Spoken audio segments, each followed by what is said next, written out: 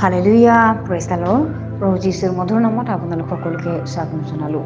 আশা কৰোঁ আপোনালোক সকলোৱে ভালে আছে। প্ৰিয় বিশ্বাসীসকল, আজি দিনটো আমাক ঈশ্বৰে যে ভালকৈ ৰাখিছে, তাৰ কাৰণে আহক আজি দিনটো যাতে মংগলে হয়, শান্তিৰে যায়, তাৰ কাৰণে ঈশ্বৰৰ বাক্য আমি লৈছোঁ প্ৰথম ৰাজাৱলী 8 অধ্যায়ৰ 11 পদ।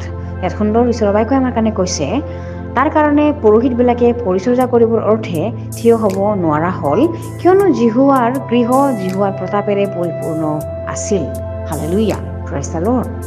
ঈশ্বৰৰ এই বাক্যৰ আশীৰ্বাদ হওক। বিশ্বাসীসকল, আমি যদি ইয়াতে প্ৰথম যদি চাওঁ, যিটো আৰম্ভণিতে ইয়াতে লিখা আছে চলোমনে মন্দিৰ প্ৰতিষ্ঠা কৰা।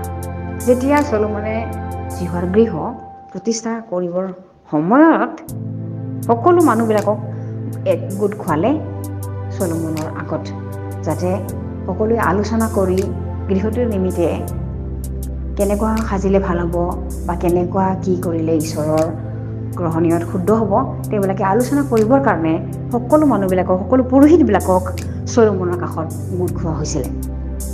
কিন্তু এনেতে যেতিয়া নিয়ম চন্দুকটো, যিটো জিহুৱাৰ যিটো নিয়ম চন্দুকটো হেৰ পৰ্বতৰ যিটো মচিয়ে চন্দুকৰ ভিতৰত যি 2খন শিলৰ ফুলি ৰাখিছিল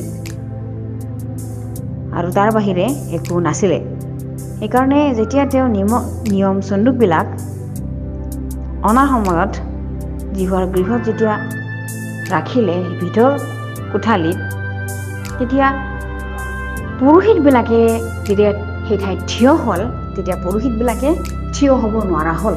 সোমোৱাৰ লগে লগে তেওঁবিলাকে থিয় হৈ থাকিব নোৱাৰা হ'ল, তেওঁবিলাকে পৰি গ'ল। বিশ্বাসীসকল, জিহুৱা পবিত্ৰ হয়, তেওঁ পবিত্ৰতাত আমাক আমন্ত্ৰিত কৰিছে। সেইকাৰণে তেওঁৰ পবিত্ৰতাত আমি থিয় হ'ব নোৱাৰোঁ। তেওঁ অতি পবিত্ৰ, তেওঁ অতি পবিত্ৰ, তেওঁ অতি পবিত্ৰ।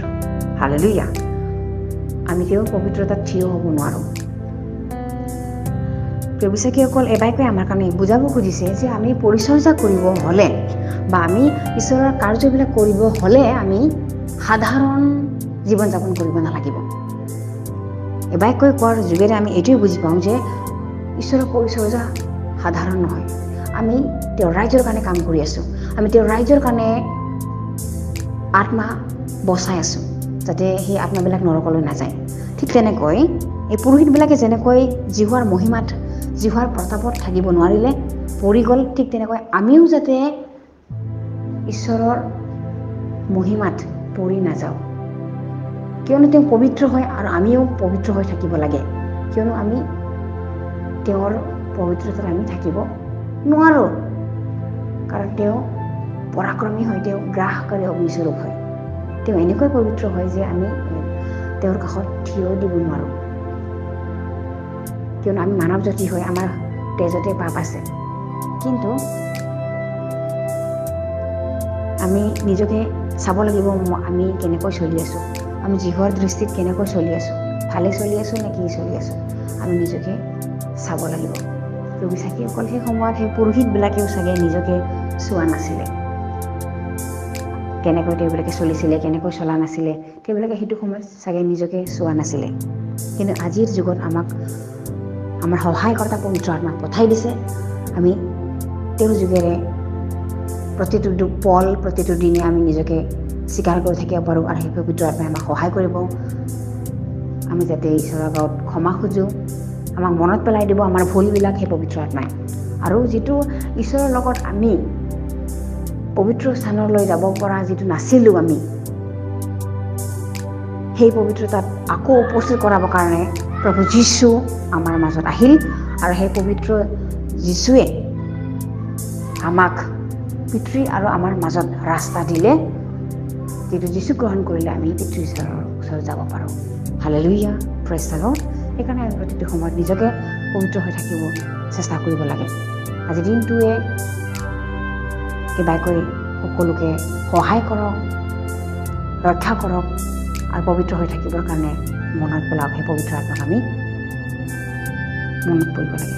Hallelujah, praise the lord. আহক আমি একেলগে প্ৰাৰ্থনা কৰোঁ। ধন্য ধন্য পিতৃ ঈশ্বৰ, তুমি ধন্যবাদৰ যোগ্য, প্ৰশংসাৰ যোগ্য প্ৰভু।